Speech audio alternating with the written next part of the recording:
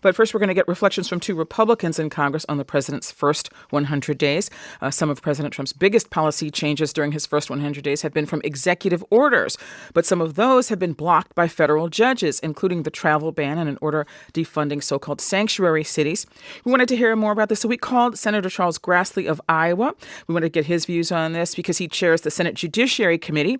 He's held public office for nearly 60 years. He's serving his seventh term in the U.S. Senate. And I started our conversation by asking Senator Grassley about President Trump's fraught relationship with the judiciary. Well, the president shouldn't have any relationship with the judiciary except to nominate, as it provides in the Constitution, with the advice and consent of the United States Senate.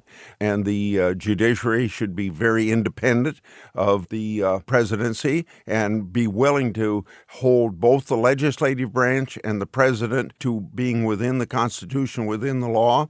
And the fact that he has run up against some stumbling blocks within the judiciary, he should expect that.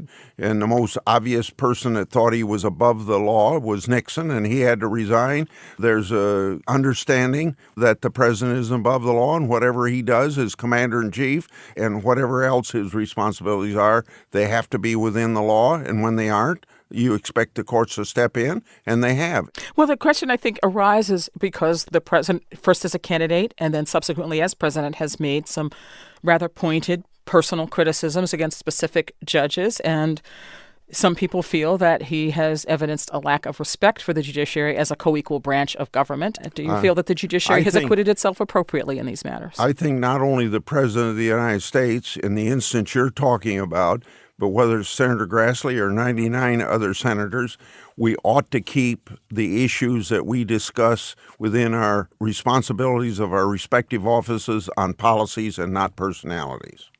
Before we let you go, how is President Trump doing? How would you assess his first 100 days in office? Well, I'll divide it into three parts. I think that with major legislation, he hasn't done very well, but I wouldn't blame him. I would blame the Republicans in the House of Representatives for not getting together on especially health care reform.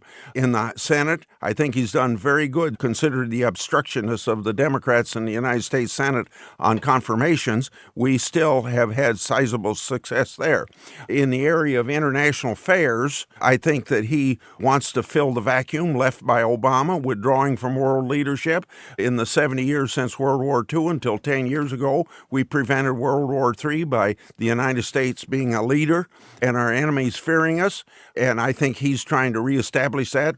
And then what he wants to do that most politicians don't do, they run on a platform, but they never stand on the platform. And I'm convinced that he wants to stand on the same platform he ran on and carry out his promises, what he can do, at least through executive action of his own. I think he ought to have a good marks for trying to carry out the promises of the campaign. That ought to be a shock to everybody in the United States because they don't expect politicians to do that. That's Senator Chuck Grassley, Republican of Iowa. He's the chairman of the Senate Judiciary Committee. He was kind of to speak to us from Capitol Hill. Senator Grassley, thank you so much for speaking with us. Yeah, you've been very kind to me. Thank you very much.